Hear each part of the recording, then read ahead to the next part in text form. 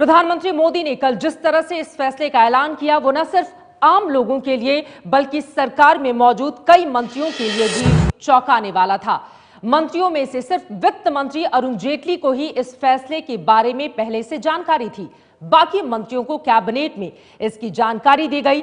अरुण जेटली के अलावा सिर्फ आरबीआई प्रमुख को पहले से इसके बारे में पता था।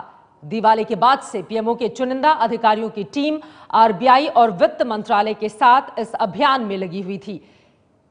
कल पीएम के राष्ट्र के नाम संबोधन की तैयारी भी बेहद गोपनीय तरीके से की गई। नोट बंद करने के फैसले की जानकारी आरबीआई गवर्नर वित्त मंत्री को थी। पीएमओ की चुनिंदा अधिकारी और आरबीआई वित्त मंत्रालय की टीम इस काम को लेकर लगातार लगी हुई थी।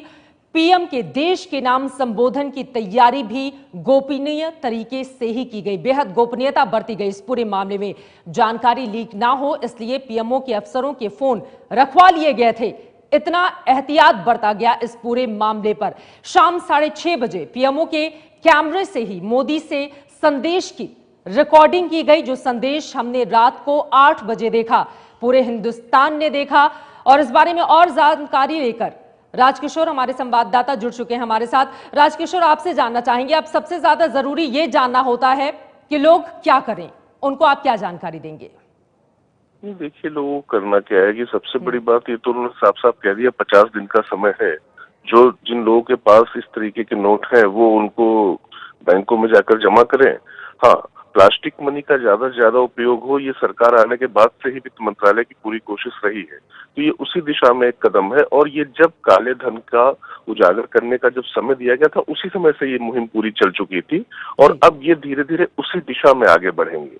और अगर आप देखें तो 2000 का भी जो नोट आ रहा है तो उसमें भी एक नैनो चिप लग रही है और वो चिप ऐसी होगी कि उसको भी आपको छिपा के रखना मुश्किल होगा। तो सीधी सी बात है कि काले धन का जो पूरा ये गोरख धंधा है इसको खत्म करने की प्रति पूरी तरीके से प्रतिबद्ध है मोदी सरकार। सूत्र राजकिशोर क्या ये जानकारी दे रहे हैं कि पिछले 10 महीनों से सरकार इसको लेकर तैयारी कर रही थी? जी, निश्चित तौर पर बिल्कुल 10 महीने से क्या, चूंकि काला धन इनके मैनिफेस्टो में था। अगर आप देखें तो ये 2009 का भी चुनाव जब लड़ा था बीजेपी ने तो उस समय भी काले धन का मुद्दा उठाया गया था और इस बार भी ये इनके पूरे घोषणा पत्र में था और उसके बाद से ही लगातार ये लोग लगे हुए थे। चूंकि ये कहा गया था कि काला धन जितना विदेशों में है और देश में है, अगर वो आ जाए तो पूरे भारत की तस्वीर बदल सकती है। और ये फैसला अब इस समय ऐसे समय पर लिया गया है जिस समय आतंकवाद चरम पर है और तमाम बड़े राज्यों में चुनाव भी हैं। उस समय आप देखते हैं कि चुनाव में किस तरीके से काले धन का उपयोग होता है और आतंकवादी किस तरीके से जो है अपनी करतूतों के लिए इस पैसे का इस्तेमाल करते हैं।